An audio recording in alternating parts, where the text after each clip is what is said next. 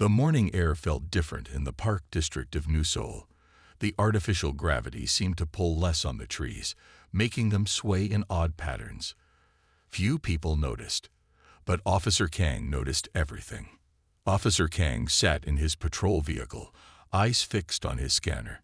He had served the New Seoul Colony Police for 15 years. Many called him a good cop.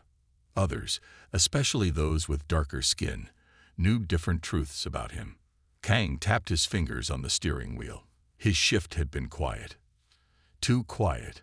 He looked out at the park where children played and adults walked along paths. His eyes stopped on a young man sitting alone on a bench.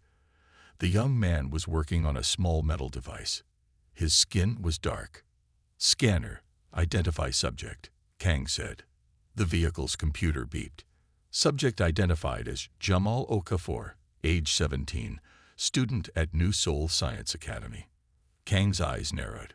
He did not like seeing non-Koreans handling technology in public spaces, especially not people like Jamal. He had stopped 14 black teenagers this month alone. None had done anything wrong, but Kang always found reasons. "Run background," he said. Jamal Okafor.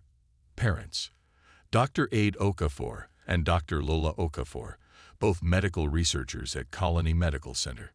No criminal record. Top 5% of class. Currently working on advanced engineering project under Professor Kim's supervision. Kang shut off the scanner. The information didn't matter to him. He had already decided. He opened his door and stepped out. Jamal didn't notice the officer approaching. He was too focused on his device. The small metal box with glowing blue lines was the result of 3 years of work. If his calculations were right, the device could change gravity itself in small areas. Nothing like this existed anywhere in the human colonies. He adjusted one small dial and held his breath. The device hummed. The air around it shimmered like water. A small rock near the bench slowly lifted off the ground, hovering 3 inches in the air. "It works," Jamal whispered, his heart racing. "It actually works." He quickly made notes on his tablet. Professor Kim would be amazed. This could be his ticket to Earth University. No one from his family had ever gone back to humanity's home planet. The scholarship would change everything. "What are you doing?" a harsh voice demanded. Jamal looked up. A police officer stood over him, hand resting on his stun baton. Jamal recognized the face. His friends had warned him about Officer Kang. "Good morning, officer," Jamal said politely. He turned off his device. The small rock dropped back to the ground. "I'm working on my science project." Kang's eyes narrowed. "What is that device? Looks like unauthorized tech to me." "It's not unauthorized, sir," Jamal said. He reached slowly for his tablet. "I have approval from the Science Academy. See, here's my—" "Don't move," Kang barked, pulling out his baton. "Hands where I can see them." Jamal froze, hands in the air. People nearby turned to watch. Jamal felt his cheeks burn with embarrassment and fear. "Officer, I'm just a student. This is a science project. I have permission." Kang reached down and grabbed the gravity device. "This looks like illegal tech to me. Do you have a license for gravity manipulation? Students don't need licenses for supervised projects under 5 watts. Colony Regulation 47B. My device is only 3 watts, Jamal explained calmly, despite his racing heart. "Please be careful with that. It's very delicate." Kang ignored him, turning the device roughly in his hands. He pressed a button, and the device gave a sharp beep. "What was that? Some kind of weapon?" Kang demanded. "No, sir. It's just powering down. Please, I can show you my student ID and project documentation." Kang tapped his body camera. "Camera malfunction. Need to take this subject in for questioning about illegal tech." Jamal's stomach dropped. Everyone knew what camera malfunction meant when Officer Kang said it. From his apartment window overlooking the park, Han watched with growing concern. Han was 70 years old and had been one of the first engineers to help build New Seoul Colony. His eyes might be older, but they still recognized brilliant technology when they saw it. He had been watching the young man test his device for weeks. Today, Han had seen the rock float. It was remarkable work, perhaps the most impressive thing he'd seen in decades, and now that police officer was interfering. Han recognized Officer Kang too. Too many complaints had crossed Han's desk before he retired from the Colony Engineering Board. Complaints about Kang targeting non-Korean residents that somehow always disappeared. "Neural implant activate," Han said quietly. A small blue dot appeared in his vision. "Begin recording." His neural implant, standard for all senior engineers, could record not just images but also data readings. It was picking up the unusual gravity fluctuations from the young man's device. Fascinating technology. Han zoomed in with his enhanced vision. "Stand up. Hands behind your back," Kang ordered. "Officer, please. I haven't done anything wrong," Jamal said, trying to keep his voice steady. "Call Professor Kim at the academy. She'll tell you this is approved." "I said stand up." Kang's voice grew louder. More people were watching now. Some had stopped walking and were taking out their communication devices. Jamal slowly stood. "Can I at least take my tablet? It has all my research." "No. This is evidence now." Kang picked up the tablet. "Evidence of what? I'm not breaking any laws." For the first time, Jamal's voice rose with frustration. "Are you resisting?" Kang's hand tightened on his baton. Jamal took a deep breath. His parents had prepared him for this. "Stay calm. Don't give them any reason." "No, sir. I'm not resisting." Kang roughly grabbed Jamal's arm. "We'll see what kind of illegal operations you're running. People like you are always up to something." "People like me?" Jamal asked quietly. Kang didn't answer. He just gripped Jamal's arm tighter. Han frowned. His neural implant was recording everything, including the officer's body language and stress patterns. The system flagged clear signs of bias and unnecessary aggression. Han had helped design that flagging system years ago. He focused his implant on the device the officer had confiscated. The readings were remarkable. The young man had created a functioning gravity modulator small enough to hold in one hand. The implications were enormous. "Analysis mode," Han whispered. His implant began breaking down the device's functioning. The boy's work was beyond brilliant. It was revolutionary. Han had worked on similar concepts for decades without success. This teenager had solved problems that had stumped Han's entire engineering team.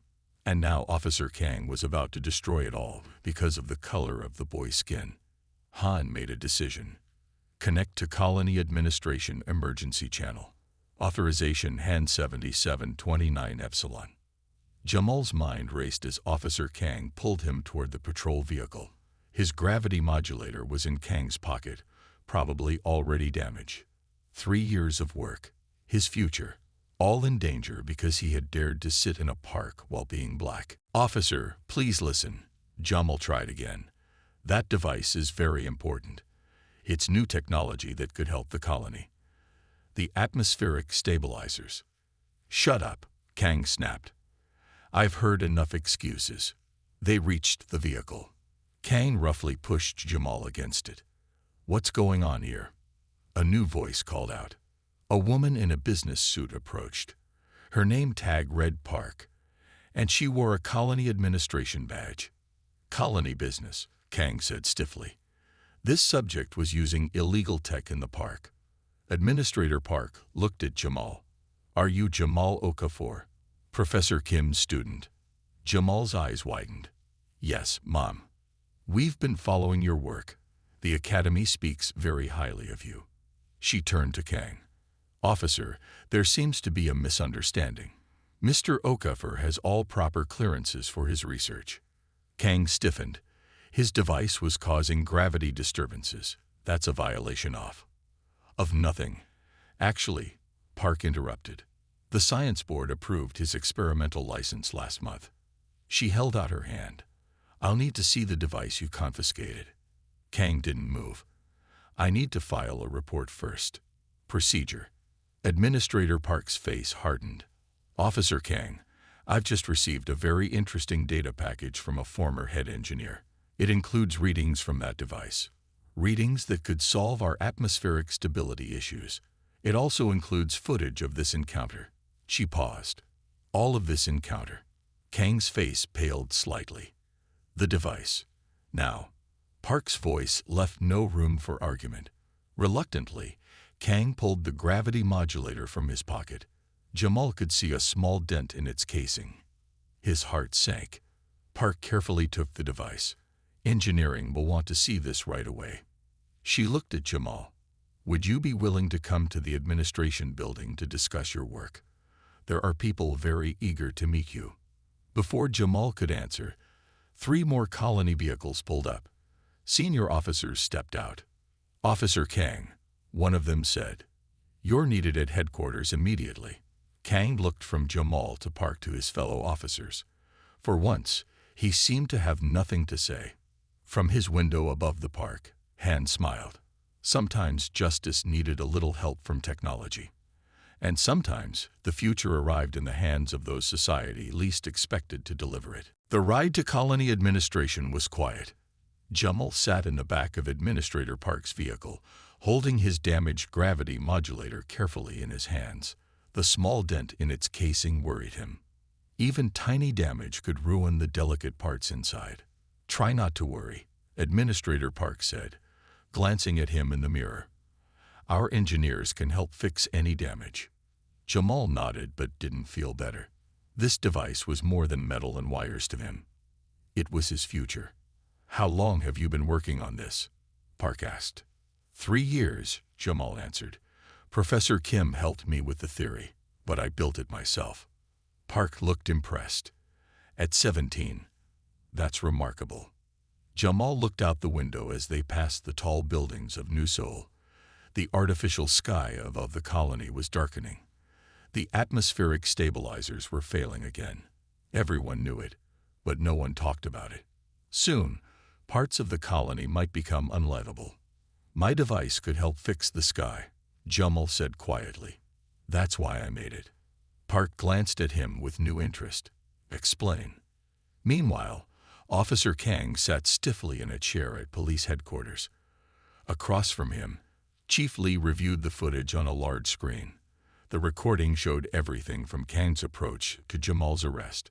It also showed data readings from the gravity device. Where did this footage come from? Kang demanded. My body camera malfunctioned.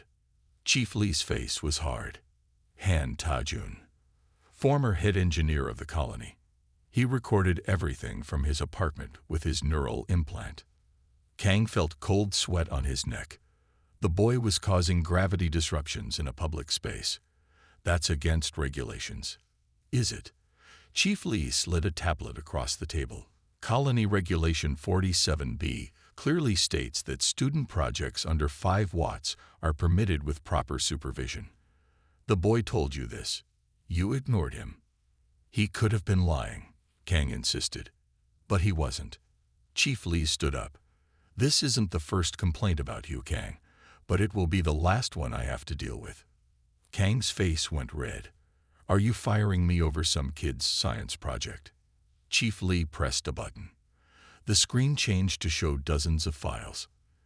These are all complaints against you from the past 5 years, all from non-Korean residents, all mysteriously resolved with no action taken. He looked directly at Kang. Until today. Kang's hands clenched into fists. This isn't fair. I'm a good officer. To some people, maybe, Chief Lee said, but not to all people. And that's not what we need in New Seoul. In a large room at Colony Administration, Jamal carefully placed his device on a special table. Screens around the room lit up with data. 5 engineers studied the readings with amazed expressions. It's actually working, one woman said. Localized gravity manipulation at only 3 watts of power. This shouldn't be possible. An older engineer moved closer to Jamal. How did you solve the Choi equation problem? Our team has been stuck on that for decades. Before Jamal could answer, the door opened. Han walked in slowly, leaning on a cane. The engineers all stood straighter. Even Administrator Park seemed surprised. "Engineer Han," she said, "I didn't expect you to come in person." Han smiled kindly at Jamal. "I wanted to meet the young man who solved what my generation could not." Jamal recognized him immediately. "You're Han Tajun. You wrote the book on colony gravity systems. We studied your work at the academy." Han nodded and sat down heavily in a chair. "And now you have improved on it." He pointed to Jamal's device. "May I?" Jamal carefully handed over his creation. Han examined it with expert hands, opening panels that Jamal didn't even know could open. "Remarkable," Han whispered. "You've used quantum linking here, haven't you? That's how you avoided the energy drain problem." Jamal nodded eagerly. "Yes, sir.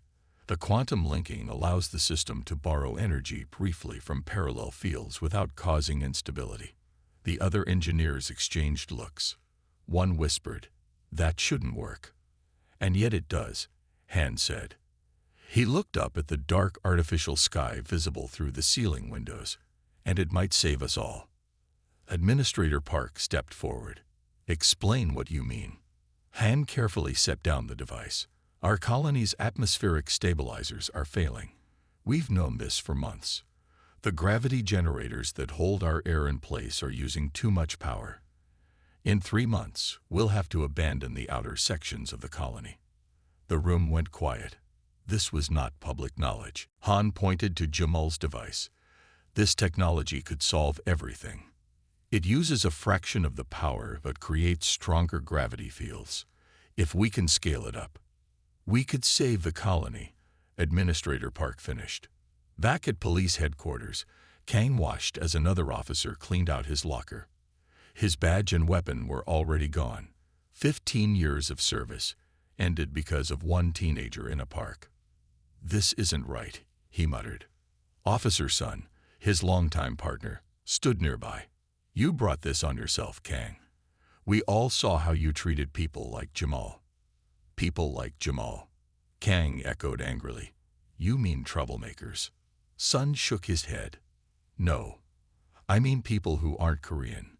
People with dark skin. You always found reasons to stop them, to search them, to suspect them." "I was doing my job," Kang insisted. "No," Sun said quietly. "You were doing your bias. There's a difference." Kang slammed his locker shut. "That kid was breaking the rules." "Was he?" Sun looked at him sadly. "Because from what I hear, that kid might have just saved the entire colony with his invention. The same invention you tried to confiscate."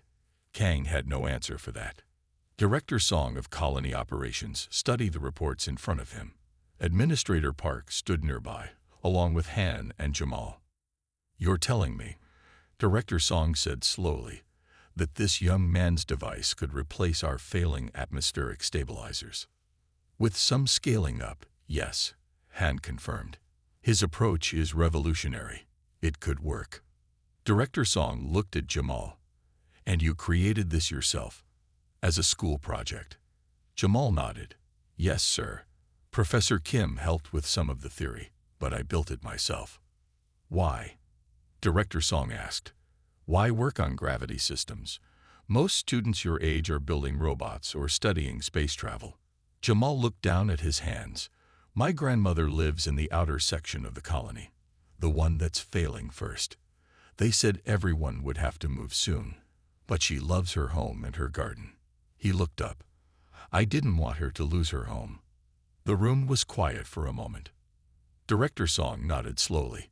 "So you decided to fix a problem that our best engineers couldn't solve, for your grandmother's garden?" "Yes, sir."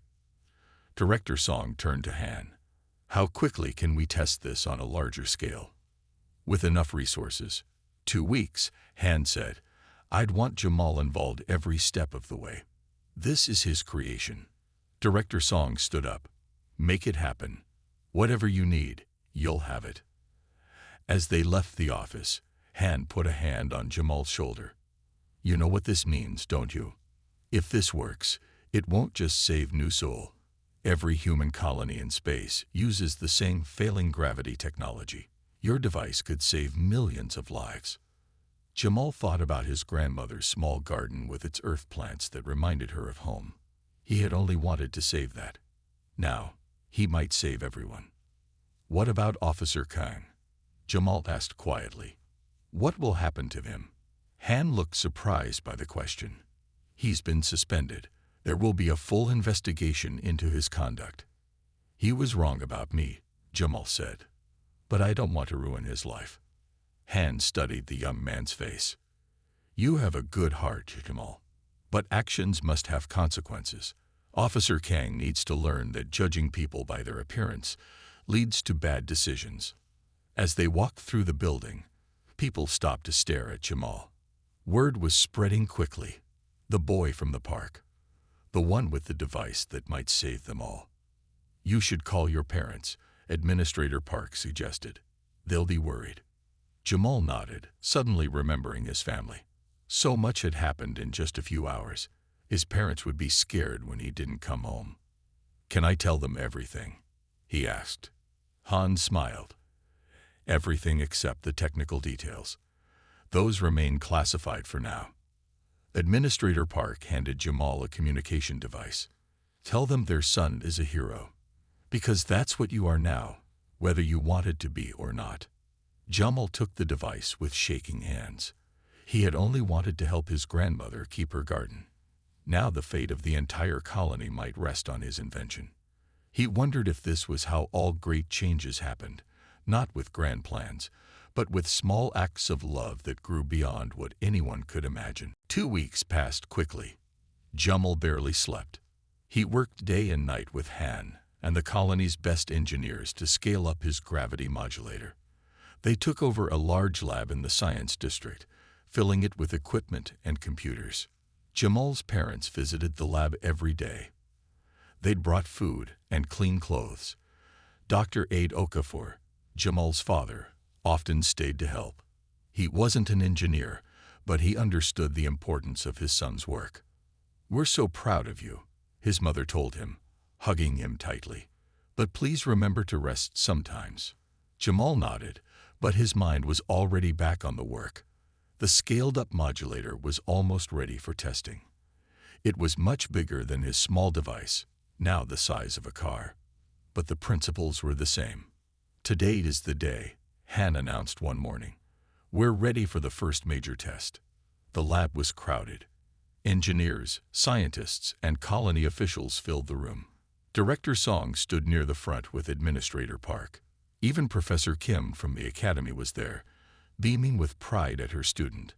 Jamal's grandmother sat in a special chair near the test area.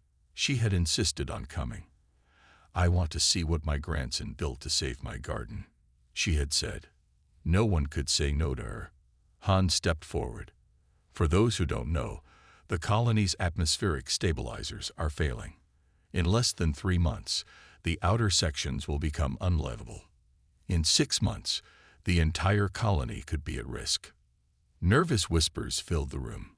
Most people didn't know how bad things were. Today we test a solution, Han continued, based on the brilliant work of Jamal Okafor. He gestured to Jamal, who stood nervously by the controls. All eyes turned to the 17-year-old. Some looked surprised to see someone so young in charge of something so important. Whenever you're ready, Jamal, Han said gently. Jamal took a deep breath. He thought about all the people in the colony, hundreds of thousands of lives depending on this test. He thought about his grandmother's garden with its earth flowers that would die without proper gravity and atmosphere. He pressed the activation button. Across the colony in a small apartment, Kang watched the news on his screen. The media was broadcasting live from the science district. Everyone was talking about a big test that might save the colony. Kang hadn't left his apartment in days. After losing his job, he felt too ashamed to go outside. His neighbors looked at him differently now. Everyone had seen the footage of his confrontation with Jamal. The camera showed the lab where the test was happening. Kang froze when he saw Jamal standing at the controls. The same boy he had tried to arrest for illegal technology was now apparently saving the colony. Kang turned up the volume. Sources say this revolutionary gravity technology was developed by 17-year-old Jamal Okafor, a student at New Seoul Science Academy, the reporter said. The same young man who was wrongfully detained by former Officer Kang 2 weeks ago. Kang's face burned with shame. He wanted to turn off the screen, but he couldn't look away. In the lab, the large gravity modulator hummed to life. Blue light pulsed through its circuits, the same blue as Jamal's small device, but much brighter. Screens around the room showed data readings. The engineers watched the numbers carefully. Han stood next to Jamal, a steady hand on the young man's shoulder. Power at 20%, Jamal announced. Field is stable.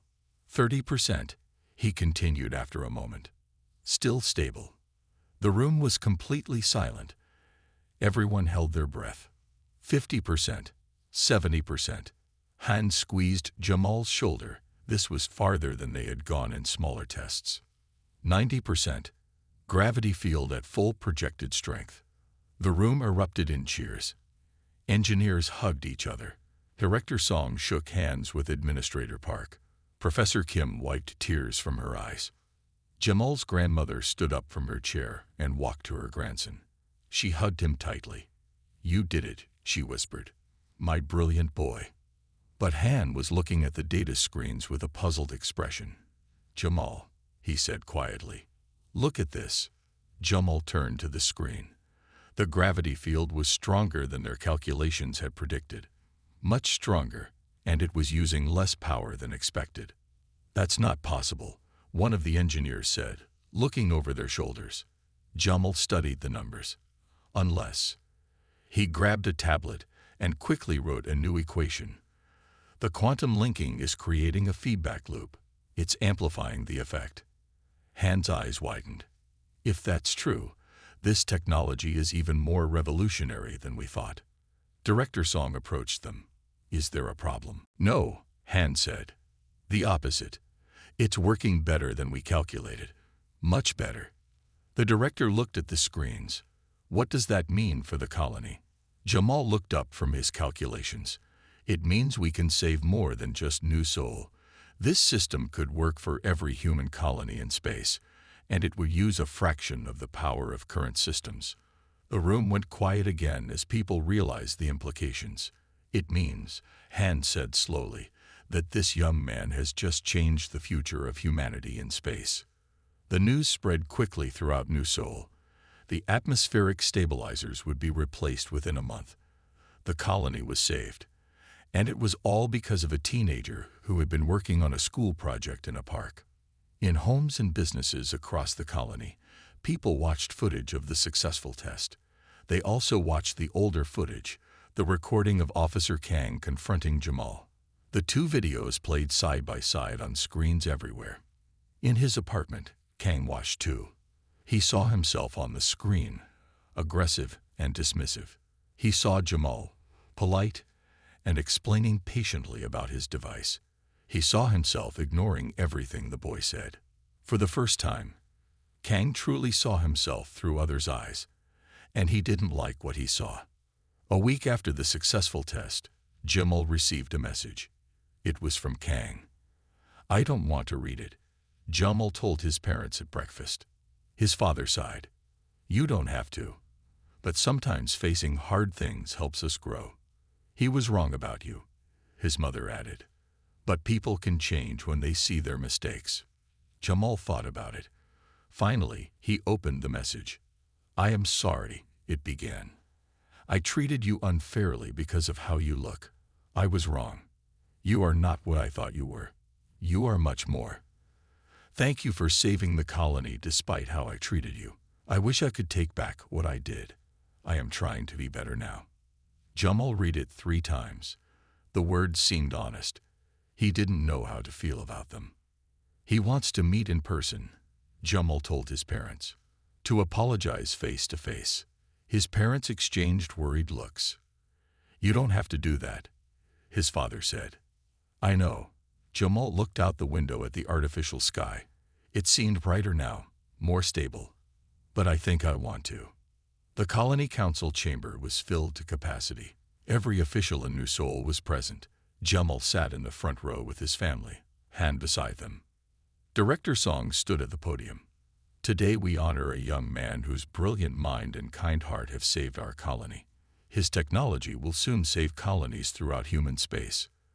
The crowd applauded as Jamal walked to the podium. He looked different now, more confident but also humble. The past weeks had changed him. Jamal Okafor, Director Song said formally, New Seoul honors you with our highest award for service to the colony. He placed a medal around Jamal's neck. The crowd cheered. Jamal stepped to the microphone. The room went quiet. Thank you, he said simply. I only wanted to help my grandmother keep her garden. I never expected any of this. He looked out at the crowd. In the back of the room, he saw Kang standing quietly. Their eyes met briefly. Kang nodded once, respectfully. Sometimes, Jamal continued, people judge us without knowing what we can offer. They see our outside, not what's inside us. The room was completely silent now. But I believe people can change. They can learn to see differently, just as I learned to see gravity differently. He touched the medal on his chest. This belongs to everyone who helped me. My parents, Professor Kim, Engineer Han, and everyone who believed in me. As he stepped away from the podium, the applause was deafening. Han embraced him like a proud grandfather. You've changed more than just gravity today, the old engineer whispered. You've changed minds, and that's even harder to do. Jamal smiled. The future looked bright. For the colony and for a boy who had simply wanted to help his grandmother keep her garden. 6 months passed. New Seoul Colony was transformed. The new gravity stabilizers worked perfectly. The air was cleaner. Power usage was down by 60%. People in the outer sections no longer worried about having to leave their homes. But the biggest changes were not in technology. They were in people. Jamal walked through the Science Academy's main hall. Other students smiled and waved as he passed. A year ago, many of these same students had ignored him. Now his picture hung on the wall among the Academy's most famous graduates. Jamal, Professor Kim called, hurrying down the hall. I have news. Jamal stopped and waited for his favorite teacher to catch up. Earth University accepted your application, she said, beaming. Full scholarship, just as we hoped. You'll be the first New Seoul student to attend in 10 years. Jamal's heart raced. Earth University was the best school in human space. Only the brightest students from all the colonies were accepted. Thank you, he said, hugging his professor, for everything. I couldn't have done any of this without your help. Professor Kim shook her head. Your mind is special, Jamal. I just helped you find your path. As they talked, Jamal's communication device beeped. It was a message from Han. The Mars colony governor has arrived. The message read, meeting in 1 hour at administration. Bring your latest designs. Jamal said goodbye to Professor Kim and hurried to his lab. The small room was filled with equipment and models.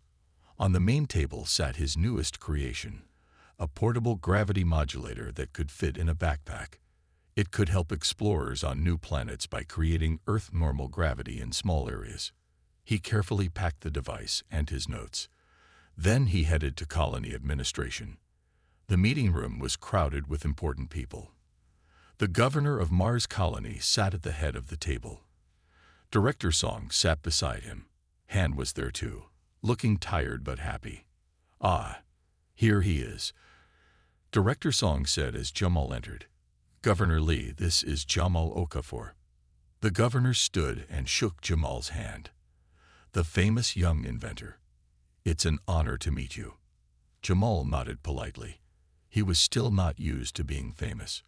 I've been telling Governor Lee about your new portable model, Han said. Mars Colony wants to be the first to use it for their exploration teams. We lose too many explorers to gravity sickness, Governor Lee explained. Your device could save lives. Jamal set his backpack on the table and carefully removed his latest prototype. It looked simple, a small metal box with a control panel. But inside was complex technology that had changed human space travel forever. It's ready for testing, Jamal said. It can create Earth normal gravity in a 10-meter radius for up to 72 hours on one power cell. The governor's eyes widened. That's remarkable. Show him the other feature, Han encouraged. Jamal pressed a sequence on the control panel. The device hummed softly. A holographic display appeared above it, showing a model of a small dome. It can also strengthen existing structures, Jamal explained.